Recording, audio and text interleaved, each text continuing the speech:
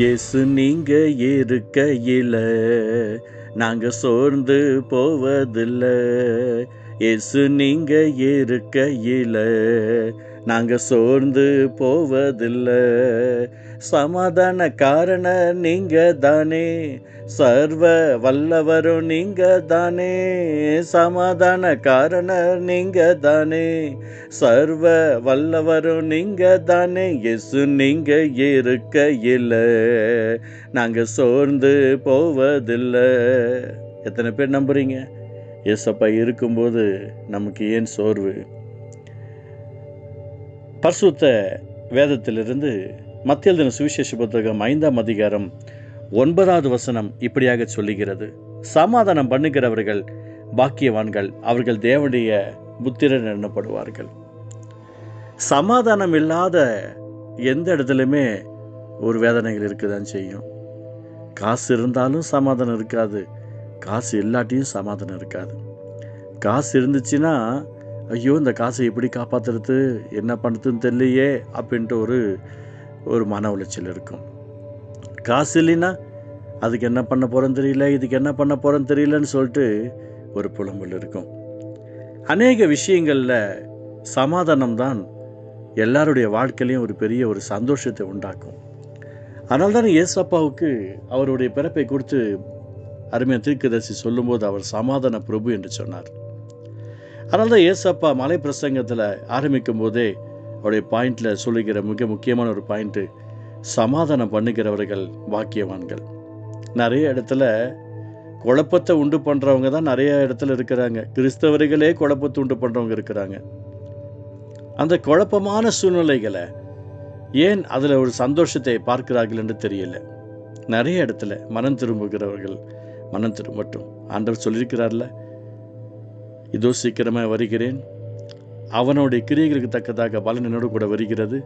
அநியாயம் செய்கிறவன் அநியாயம் செய்யட்டும், பரிசுத்தமாக இருக்கட்டும். இப்படி ஆண்டவர் பலவிதமான காரியங்களை சொல்லியிருக்கிறத பார்க்கிறோம்.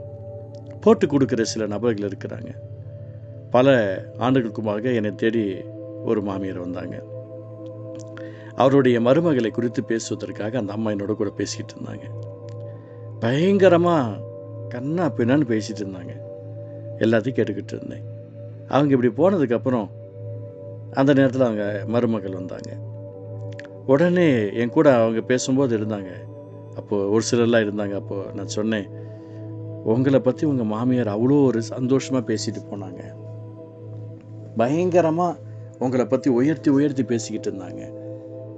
அழுதுட்டாங்க. என் மருமகளை நான் இப்படிலாம் பண்ணிட்டேன்னு அழுதுட்டாங்க அப்படின்னு சும்மா நான் போட்டு விட்டேன்.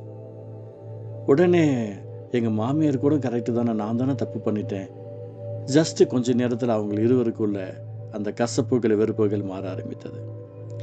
இந்நிதத்தில் சபைகளுக்கு விரோதமாக, குடும்பத்துக்கு விரோதமாக, ஊழியர்களுக்கு விரோதமாக, அரசியலுக்கு விரோதமாக தப்பாக பேசுகிற குழப்பவாதிகள் இருக்க தான் செய்கிறாங்க. அதுவும் விசேஷமாக இந்த அரசியல்வாதிகளை பேட்டி எடுக்கிற அந்த நபர்களை பார்த்தீங்க அப்படின்னா, மீடியாக்கள் கொஸ்டின்ஸ் கேட்பாங்க பாருங்கள், பயங்கரமாக பேசுவாங்க. குழப்பத்தை உண்டு பண்ணுறதுக்குன்னே பேசுவாங்க. எனக்கு பிரியமானவர்களே, நீங்கள் முதல் நல்லா தெரிஞ்சுக்கணும், நாம் தேவனுடைய புத்திரர் என்ற ஒரு லிஸ்ட்டில் முதலாவது நம்ம இருக்கணும். ஆண்டவர் குறித்து பேசுவது முக்கியமல்ல, ஆண்டவரை குறித்து ஜெபிப்பது முக்கியமல்ல, ஜனங்களை ஆத்மா சமூகத்தில் ஆண்டோடைய நாமத்தை மகிமைப்படுத்துக்க தான் ஆத்மாவெல்லாம் கர்த்தருடைய சமூகத்தில் கொண்டு வந்து சொல்லி நினைக்கிறது முக்கியமல்ல. முதலாவது நம்ம ஆத்மாவை நம்ம காப்பாற்றிக்குவோம். தேவனுடைய புத்திரர் என்னப்படுகிற ஒரு லெவலில் நம்ம கடந்து வந்துக்குவோம். லெவலில் நம்ம மாற்றிக்குவோம், எண்ணங்களை மாற்றிக்குவோம், சிந்தனைகளை மாற்றிக்குவோம். அப்போஸ்தலர்கள் ஒன்று கூடி இருக்கிறாங்க. தண்ணியில் அவ்வளோ பெரிய ஒரு புயல் வருது, கடல் கொந்தளிக்கிறது, அந்த படகுல எல்லாரும் இருக்கிறாங்க. அவங்களுக்கு சந்தோஷம் போயிடுச்சு, சமாதானம் போயிடுச்சு, நிம்மதி போயிடுச்சு, அமைதி போயிடுச்சு. எல்லாம் ஒன்றா தானே இருக்கிறாங்கன்னு சொல்லி ஏசப்பா அழகாக கீழ்த்தட்டில் போய் நித்திரையாக இருக்கிறார். அந்த நேரத்தில் அப்போஸ்தலர்கள் என்னத்தை பண்ணாங்க? அவங்க ஒன்றும் பண்ணலை. ஆண்டவர் போய் எழுப்புறாங்க. நாங்கள் மடிந்து போகிறோம், உமக்கு கவலை இல்லையான்றாங்க. ஆண்டவர் எழுந்து காற்றையும் கடலையும் அதட்டி அமைதலாயிரு, இறையாதே என்று சொல்லுகிறார். இன்றைய தினத்தில் நிறைய பேர் ஊழியர்களை எழுப்புறாங்க. என்னத்தை உங்களுக்கு நன்மை வரும்? இந்த வார்த்தை கேட்டுக்கிற சகோதரனே, சகோதரியே, விசுவாச பிள்ளைகளே, ஊழியக்காரர்களே, நம்ம சத்தியத்தை சத்தியமாக சொல்லணும். கர்த்தரை எழுப்புங்க. பிரச்சனையே கர்த்தரை எழுப்புங்க. வேதனையே கர்த்தரை எழுப்புங்க. வியாதியே கர்த்தரை எழுப்புங்க. துன்பமாக கர்த்தரை எழுப்புங்க. ஆண்டவரை எழுப்பும்போது ஊழியரை கர்த்தரை அனுப்பி வைப்பார். அங்கே அற்புதங்கள் நடக்கும். மிஸ் பண்ணுறாதீங்க. உடனே அந்த பிரச்சனை, அந்த காற்று அமைதியாயிடுச்சு. அவர்களெல்லாம் காற்றும் கடலையும் இவருக்கு கீழ்ப்படுகிறது என்று ஆச்சரியப்பட்டார்கள். இந்த தினத்தில் நிறைய பேர் என்ன நினச்சிட்டு உட்காந்துருக்காங்க, இந்த ஊழியர் ஜெபம் பண்ண நல்லாயிடும், அந்த ஊழியர் ஜெபம் பண்ண நல்லாயிடும், இவங்க கை வச்சு ஜெபம் பண்ண நல்லாயிடும். அதெல்லாம் பொய். நம்பாதீங்க. யார் ஜெபம் பண்ணலாம்? அதெல்லாம் பொய். அவங்க ஜெபம் பண்ணும்போது நல்லா ஆகும். அதுக்கப்புறம் திருப்பி அந்த வியாதி பிரச்சனை பெருசாச்சு என்ன பண்ணுவீங்க? ஒன்றும் பண்ண முடியாது. கர்த்தரை எழுப்புங்க. மற்றவங்களை குறித்து குழப்பத்தை உண்டு பண்ணாதீங்க. தேவனுடைய புத்திரராக இருக்கிறோன்னு சொல்லி மைண்டை வச்சுக்கோங்க. அவர்கள் தான் ஆஸ்வதிக்கப்படுவார்கள். நம்ம ஜெபம் பரலோகத்துல போய் கேட்கப்படுறது பெரிய விஷயம் கிடையாது. நோய் நொடியெல்லாம் நீக்கப்பட்டுச்சு, அதனால நான் ஏசப்பா பிள்ளைன்னு சொல்லிக்கிறது பெரிய விஷயம் கிடையாது. சமாதானம் பண்ணுங்க. தேவனுடைய புத்திரர் என்று சமாதானம் பண்ணுங்க.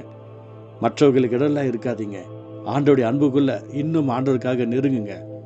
ஆண்டவருக்காக உங்களை ஒப்பு கொடுங்க என்று சொல்லி கண்ணீரோடு ஜெபியுங்க. சமாதானம் பண்ணுங்க. குழப்பத்தை உண்டு பண்ணாதீங்க. சகோதரனே, சகோதரி, குடும்பத்துக்கும் வேலைக்கும் உங்களுடைய எல்லா விஷயங்களுக்கும் குழப்பத்தை உண்டு பண்ணுகிற கிரியைகள் உங்களுக்குள்ள வேண்டாம். சமாதானம் பண்ணுகிறவர்களாக இருங்க. தேவனுடைய புத்திரர் என்ற ஒரு போஸ்டிங் கிடைக்கும். பரிசுத்த அன்பு தகப்பனே, இந்த வார்த்தையை கேட்டுக்கொண்டிருக்கிற ஒவ்வொருத்தருக்கும் இந்த பரிசுத்த மத்திய சுவிசேஷம் 5:9 பிரகாரமாய் சமாதானம் பண்ணுங்கள், பாக்கியவர்கள் அவருக்கு தேவனுடைய புத்திரர் எனப்படுவார்கள் என்ற வார்த்தையின் பிரகாரமாய் ஆசீர்வதிப்பீராக. கிருபை செய்யும். இயேசுவின் பிதாவே. ஆமென், ஆமென்.